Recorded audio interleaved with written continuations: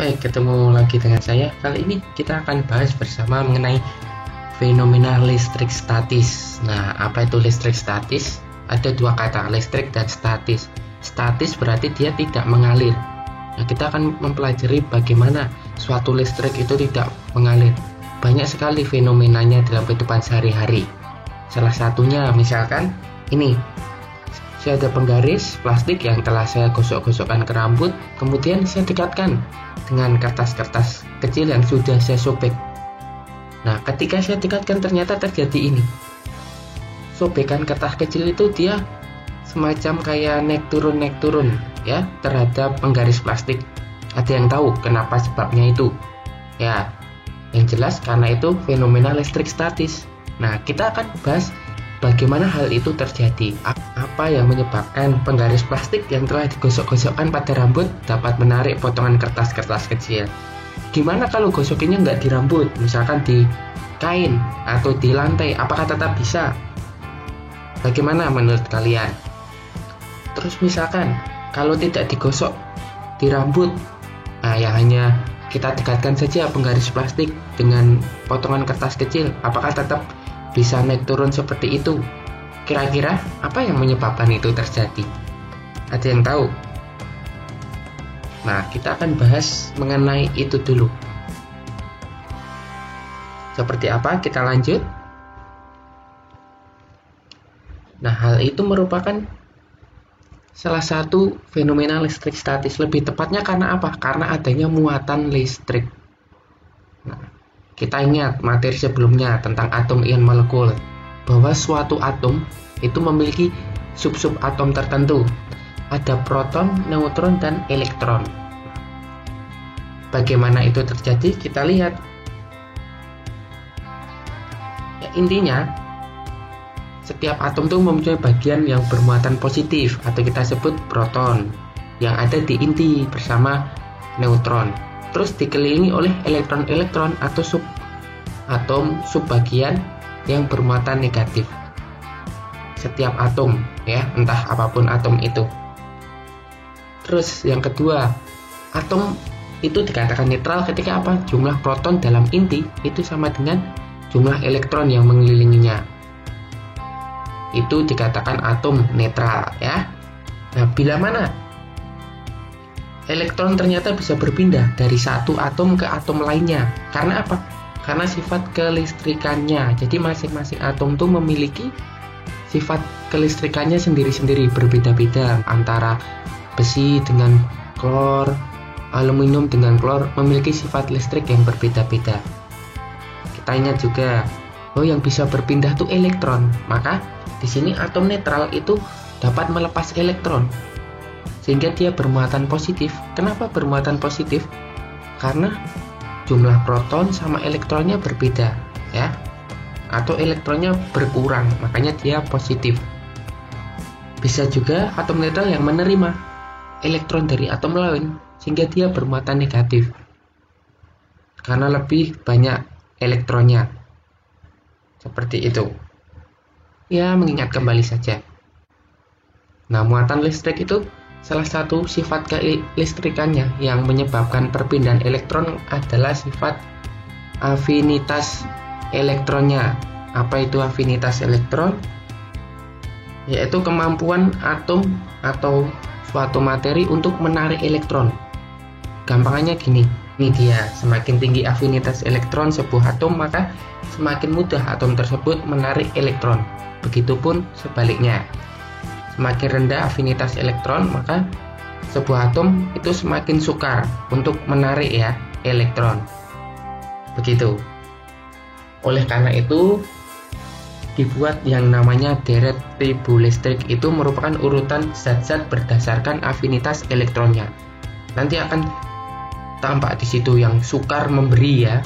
Sukar memberi berarti dia kemampuannya lebih mudah untuk menarik. Dia tidak mau memberi tetapi dia mau menarik yang lain.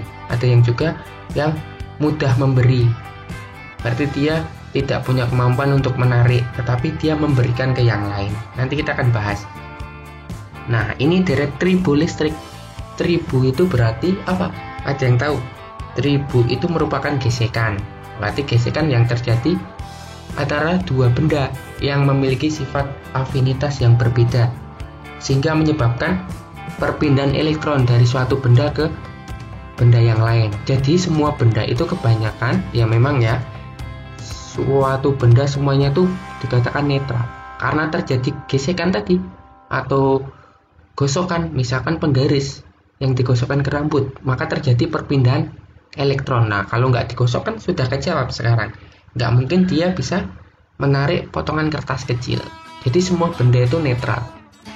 Karena adanya gesekan antara dua benda yang memiliki sifat afinitas elektron yang berbeda, sehingga menyebabkan terjadinya perpindahan. Nah, perpindahannya apa? Antara misalkan penggaris yang digosok-gosokkan ke rambut, ada yang tahu? Nah, ini pasangan yang sering ada di soal-soal. Plastik itu dengan wol atau plastik dengan rambut ya, biasa. Nah, ketika plastik dengan wol atau rambut itu saling digosokkan, maka di sini elektron dari wol atau elektron dari rambut itu pindah ke plastik.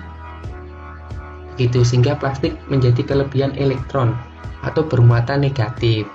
Nah, sedangkan wol atau rambut yang kekurangan elektron jadi bermuatan positif. Begitu. Ini pasangan benda yang pertama yang sering ada di soal. Jadi di situ kita bisa lihat plastik jadi negatif, wol jadi positif. Itu ya. Ini wol atau rambut. Ini yang sering ada ya. Itu pasangan yang pertama ketika kedua benda digosokkan. Nah, contoh lagi adalah sutra dan kaca. Nah, ketika sutra itu digosokkan dengan kaca, apa yang terjadi? Ada yang tahu? Nah, sutranya jadi negatif, kacanya jadi positif. Nah, karena apa? Karena elektron dari kaca pindah ke sutra. Ini karena elektron dari kaca pindah ke sutra. Begitu. Kalau di sini itu adalah elektron dari wol pindah ke plastik. Gitu ya. Nah, kenapa seperti itu? Ya karena tadi sifat afinitas elektronnya yang berbeda tingkatannya. Begitu. Nah, pertanyaannya sekarang, bagaimana dengan yang lain? Apakah hanya keempat benda itu yang bisa terjadi misalkan perpindahan elektron? Bagaimana menurut kalian? Apakah bisa ditukar pasangan? Misalkan saya mau menggosokkan antara sutra dengan plastik, apa yang terjadi ya? Saya mau menggosokkan dengan kaca dengan wol, bisa nggak? Apa yang terjadi? Jawabannya bisa, tetapi kita harus lihat dulu tingkatan deret triboelistriknya. Apa yang terjadi? Kita lihat di sini. Nah, di sini deret triboelistriknya dilihat dari atas. Ini sukar memberi elektron, berarti dari sini merupakan yang sifat afinitasnya tinggi ya. Afinitas tinggi. Jadi dia lebih mudah untuk menarik ya, lebih mudah untuk menarik elektron daripada memberi. Ini teflon, silikon, plastik perekat, ya pita perekat, plastik, styrofoam, polister, emas dan lain sebagainya. Nah, kalau tadi pasangannya adalah plastik dengan wol ya, atau kita ganti dengan rambut manusia. Nah, di sini kan plastik itu dia tingkatannya lebih tinggi ya, dia afinitasnya tinggi ya, ini lebih rendah. Jadi yang mampu mudah menarik elektron adalah plastik, sehingga plastik di sini negatif, sini positif, atau bisa ini yang paling negatif nih teflon, silikon, perekat, ya plastik. Begitu. Itu juga dengan sutra dan kaca.